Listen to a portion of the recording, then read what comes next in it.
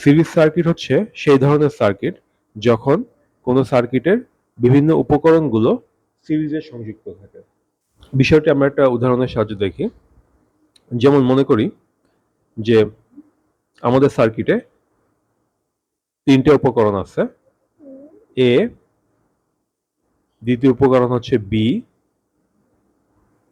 এবং তৃতীয় উপকরণ হচ্ছে সি, এবং প্রতি উপকরণের দুটি প্রান্ত আছে, মানে প্রতি উপকরণ থেকে দুটি তার বের করা আছে। তাহলে আমরা যদি সার্কিটকে সিরিজে সংযুক্ত করতে চাই তাহলে আমাদেরকে করতে হবে কি, এ নামযুক্ত উপকরণের এক প্রান্তকে বি নামযুক্ত উপকরণের এক প্রান্তে সংযুক্ত করব, বি এর আরেক প্রান্ত সি এর সাথে সংযুক্ত করব। তাহলে এই উপকরণগুলো কি পাশাপাশি সংযুক্ত হবে, এবং এই রকমের কানেকশন যদি আমরা সার্কিটে করি তাহলে তাকে বলা হবে সিরিজ কানেকশন। এখানে আমরা দেখতে পাচ্ছি যে এখানে দুটো রেজিস্টার সিরিজে সংযুক্ত আছে।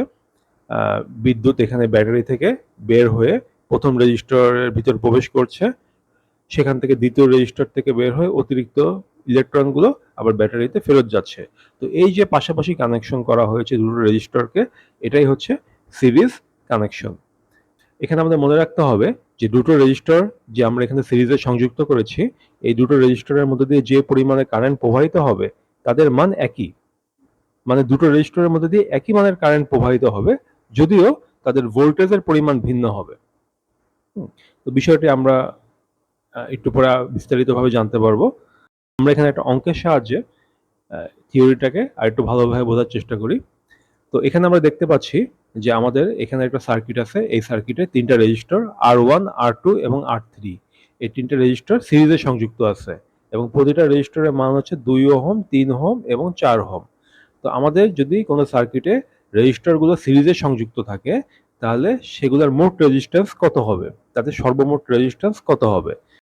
যদি রেজিস্টরগুলো সিরিজে সংযুক্ত থাকে তাহলে তাদের সূত্র হচ্ছে R = R1 R2 plus R3, R1 plus R2 plus R3।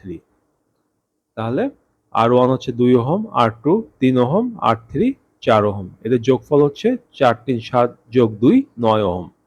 তো সহজ, আমরা এখানে জেনে গেলাম যে যদি রেজিস্টরগুলো সিরিজে থাকে তাহলে দুটো রেজিস্টরগুলো জাস্ট যোগ করে দিলেই এদের মোট রেজিস্ট্যান্সের মান আমরা বের করতে পারবো। একই রকম ভাবে আমাদের এখানে তিনটা রেজিস্টার আছে। এই যে এখানে যদি আমরা মান দেই 4 ওহম, এটার বি এর মান যদি হয় 5 ওহম, এটার মান যদি হয় 8 ওহম, তাহলে যেহেতু তিনটা রেজিস্টার সিরিজে সংযুক্ত আছে তাহলে তাদের মোট রেজিস্ট্যান্সের মান হবে 4 যোগ 5 যোগ 8, 8 5 13, 8 4 17, এদের মোট রেজিস্ট্যান্সের মান হবে 17 ওহম। তাহলে এইভাবে কিন্তু আমরা সার্কিটে সহজেই সিরিজ রেজিস্টরের মান বের করতে পারি। এরপরে আমরা দ্বিতীয় যে থিওরি আছে সেটা সম্পর্কে জানব, এবং এই থিওরি হচ্ছে parallel circuit theory. Parallel circuit কাকে বলা হবে? যদি সার্কিটের উপকরণগুলো প্যারালালি সংযুক্ত থাকে তাহলে তাকে প্যারালাল সার্কিট বলা হবে। এখানে সার্কিটগুলো প্যারালাল ভাবে সংযুক্ত আছে এবং ব্যাটারি থেকে ইলেকট্রনগুলো বের হয়ে দুটি রেজিস্টরেই প্রবেশ করছে এবং অতিরিক্ত ইলেকট্রনগুলো এখান থেকে বের হয়ে যাচ্ছে। তো সেক্ষেত্রে প্যারালাল সার্কিটের ক্ষেত্রে আমাদের মনে রাখতে হবে যে প্যারালাল সার্কিটে রেজিস্টরগুলোর মধ্যে ভোল্টেজের মান একই থাকে কিন্তু কারেন্টের মান ভিন্ন হয়ে যায়। এখানে যে আমরা দুটো রেজিস্টর দেখতে পাচ্ছি, এই দুটো রেজিস্টরের মধ্যে একই একই মানের ভোল্টেজ থাকবে কিন্তু তাদের কারেন্টের পরিমাণ ভিন্ন হবে। তো এই বিষয়টাকে আমরা একটু অঙ্কের সাহায্যে বোঝার চেষ্টা করি। আমাদের এখানে তিনটা রেজিস্টর আছে আগের মতো, R1, R2 এবং R3, এবং এদের মান একই 2 3 এবং 4 ওহম যথাক্রমে। তো এদের সর্বমোট রেজিস্ট্যান্স কত হবে? তো আমরা যদি কোনো উপকরণগুলোকে যদি প্যারালালি সংযুক্ত থাকে এবং এদের রেজিস্ট্যান্সের মান বের করতে চাই তাহলে এই সূত্র হচ্ছে 1/R1 যোগ 1/R2 যোগ 1/R3। যেমন আমরা মনে করি যে আমাদের এখানে একই রকম ভাবে তিনটা রেজিস্টর আছে, A,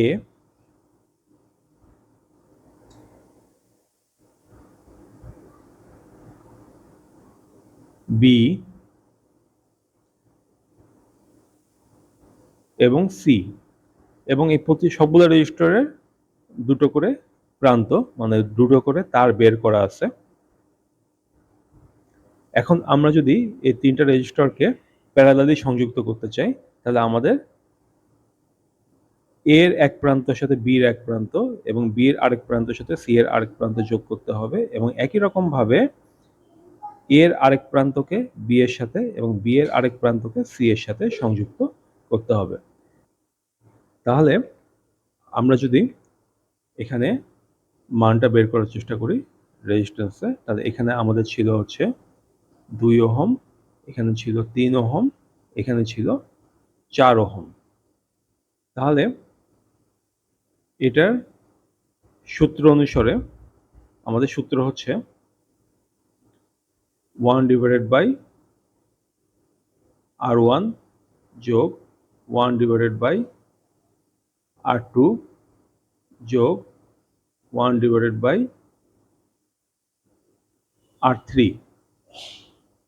তাহলে আমরা এখানে পাবো 1, R1 এর মান হচ্ছে 2 যোগ 1/R2 এর মান হচ্ছে 3 যোগ 1/R3 এর মান হচ্ছে 4। তাহলে 2, 3, 4। আমরা যদি 2, 3, 4 এর লসাগু বের করি, 2, 3, 4, তাহলে 2 দিয়ে ভাগ করি আমরা, 2 ভাগ 2 1, 3 যেহেতু সরাসরি বিভাজ্য না, ভাগশেষ থাকে, তো আমরা 3ই লিখে দিব, এবং 4 ভাগ 2 হচ্ছে 2। তাহলে এখন আমাদের যে সংখ্যাগুলো আমরা পেলাম, এই সংখ্যাগুলো আমরা গুণ করব। তাহলে 2 গুণ 1 গুণ 3 গুণ 2, তাহলে 3 দুগুণে 6, দুগুণে 12। তাহলে আমরা পেলাম নিচে 12। আমরা এখানে পাবো 12/2, 6 যোগ 12/3, 4 যোগ 12/4, 3, 3 4 12। তাহলে আমরা উপরেরটা যোগ করি, 6 4 10 যোগ 3, 13/12। তাহলে আমরা এখানে পেলাম কি, 1/R means resistance is equal to 13/12। আমরা যদি উল্টিয়ে দেই, তাহলে আমরা পাবো R is equal to 12/13। তাহলে এখানে সর্বমোট রেজিস্ট্যান্সের মান হচ্ছে 12/13। 12/13 is equal to 12/13 equal to 0.92 is equal to 0.92 ohm. এভাবে সার্কিটের রেজিস্টরগুলো যদি প্যারালালি সংযুক্ত থাকে, তাহলে আমরা মোট রেজিস্ট্যান্সের মান বের করতে পারি। আমরা ইতিপূর্বে মেনশন করেছিলাম যে যদি সার্কিটের উপকরণগুলো সিরিজে সংযুক্ত থাকে, তাহলে তাদের মধ্যে ভোল্টেজের পরিমাণ ভিন্ন হবে। এই দুটি রেজিস্টরের মধ্যে ভোল্টেজের পরিমাণ ভিন্ন হবে, কিন্তু তাদের মধ্যে দিয়ে একই মানের কারেন্ট প্রবাহিত হবে। তো বিষয়টি আমরা একটু পরীক্ষার সাহায্যে দেখি।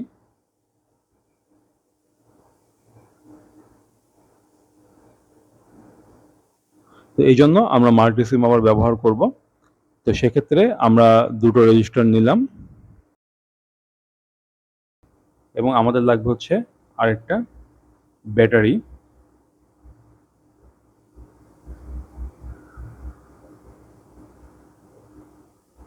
আমরা এখানে একটা ব্যাটারি নিলাম এবং একটা গ্রাউন্ড সংযুক্ত করলাম।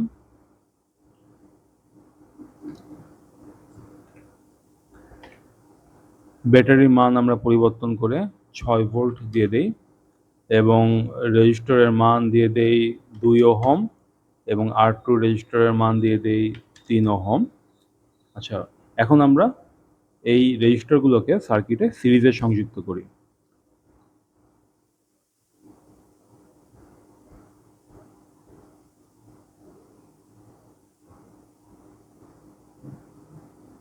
তো আমরা সিরিজে সংযুক্ত করলাম উপকরণগুলোকে এবং গ্রাউন্ড যোগ করে দিলাম।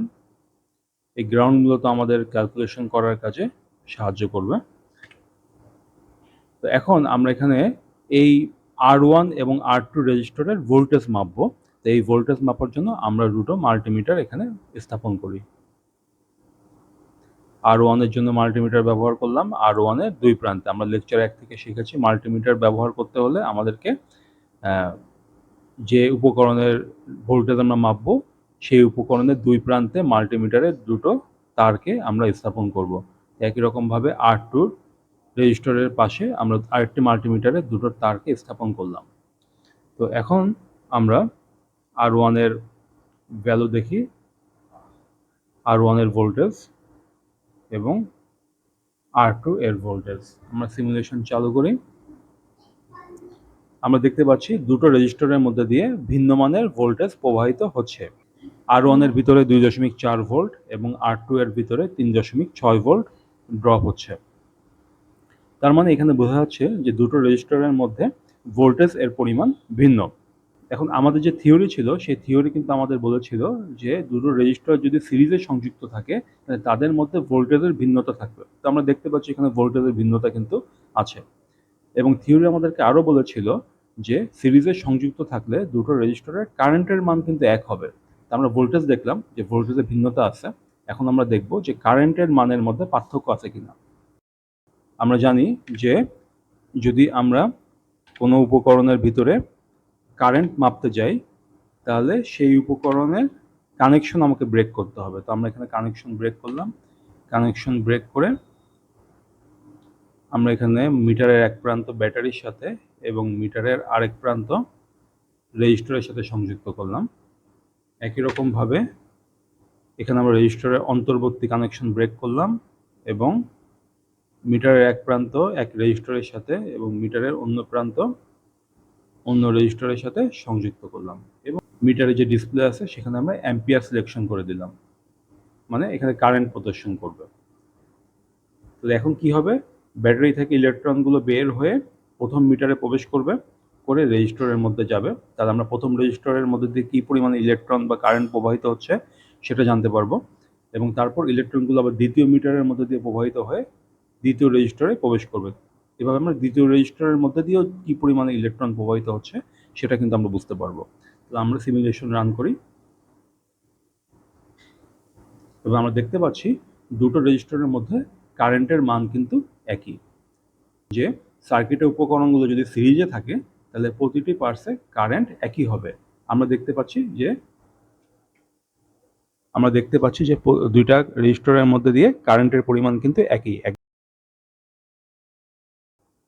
আমাদের থিওরি বলেছিল কিন্তু ভোল্টেজের পরিমাণ ভিন্ন হবে। তো আমরা ইতিপূর্বে দেখেছি যে মিটারে ভোল্টেজের পরিমাণ কিন্তু ভিন্ন, একটা 2.4 ভোল্ট এবং অন্যটা 3.6 ভোল্ট ছিল।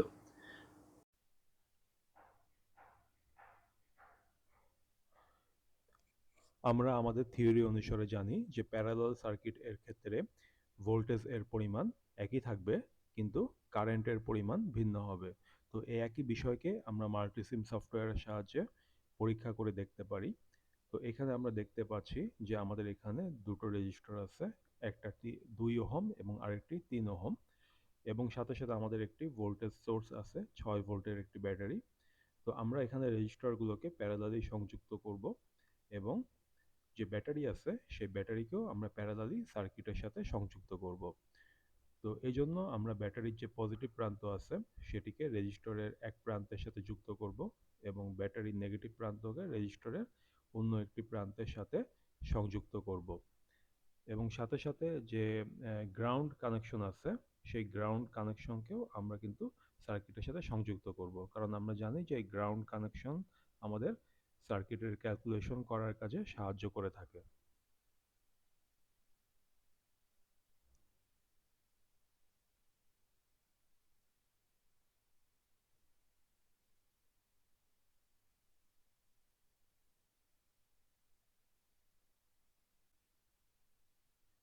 এখন রেজিস্টরের ভিতর দিয়ে কী পরিমাণে ভোল্টেজ প্রবাহিত হচ্ছে সেটা বোঝার জন্য আমরা দুটি মিটার সিলেকশন করেছি।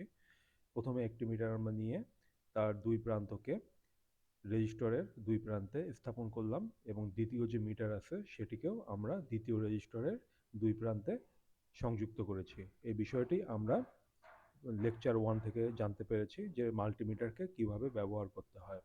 এরপর আমরা দুটি মিটারে যে ডিসপ্লে আছে সেগুলোকে ওপেন করলাম এবং যদি আমরা সিমুলেশন রান করি তাহলে আমরা দেখতে পাবো যে দুটি রেজিস্টরের মধ্যে একই রকম ভোল্টেজ দেখা যাচ্ছে।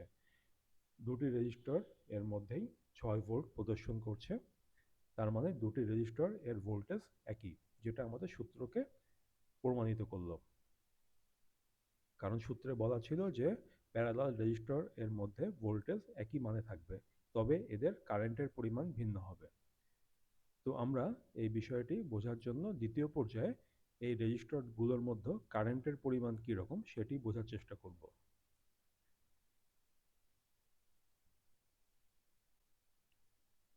কারেন্টের পরিমাণ বোঝার জন্য আমাদেরকে সার্কিট এর কানেকশন ব্রেক করতে হবে, যেটা আমরা প্রথম লেকচারে আগেই জেনেছি।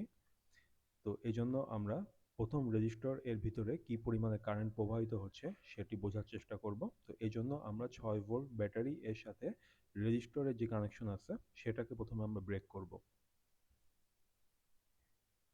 এরপর আমরা মিটারের এক প্রান্তকে ব্যাটারির সাথে সংযুক্ত করব এবং অপর প্রান্তকে রেজিস্টর এর সাথে সংযুক্ত করব। একইভাবে দ্বিতীয় রেজিস্টর এর মধ্যে কি পরিমাণে কারেন্ট প্রবাহিত হচ্ছে সেটি বোঝার জন্য আমরা মিটারের কানেকশনকে রেজিস্টর এর অভ্যন্তরে প্রবেশ করাবো। মিটারের এক প্রান্তকে প্রথম রেজিস্টরের এক প্রান্তের সাথে এবং দ্বিতীয় প্রান্তকে দ্বিতীয় রেজিস্টরের অপর প্রান্তের সাথে সংযুক্ত করা হলো। এরপর আমরা মিটারের ডিসপ্লে ওপেন করলাম এবং মিটারের সেটিংয়ের মধ্যে এ প্রেস করে অ্যাম্পিয়ার সিলেক্ট করলাম। এর ফলে আমরা মিটারের ডিসপ্লেতে কারেন্টের পরিমাণ দেখতে পাবো। এখানে যদি আমরা সিমুলেশন রান করি তবে আমরা দেখতে পাচ্ছি যে প্রথম রেজিস্টর এর মধ্যে 5 অ্যাম্পিয়ার এবং দ্বিতীয় রেজিস্টর এর মধ্যে 2 অ্যাম্পিয়ার বিদ্যুৎ প্রবাহিত হচ্ছে। তাহলে আমরা বুঝতে পারলাম যে রেজিস্টরগুলোর মধ্যে কারেন্ট প্রবাহ এর পরিমাণ ভিন্ন, যেটা আবারও আমাদের সূত্রকে প্রমাণিত করলো। কারণ আমাদের থিওরিতে বলা ছিল যে রেজিস্টরগুলো যদি প্যারালালি সংযুক্ত থাকে তাহলে এদের মধ্যে কারেন্টের পরিমাণ কিন্তু ভিন্ন হবে এবং ভোল্টেজ একই থাকবে। তো ভোল্টেজ যে একই থাকে সেটা আমরা আগেই দেখেছি, এখন আমরা দেখতে পারলাম যে কারেন্টের পরিমাণ রেজিস্টর এর মধ্যে ভিন্ন হয়েছে।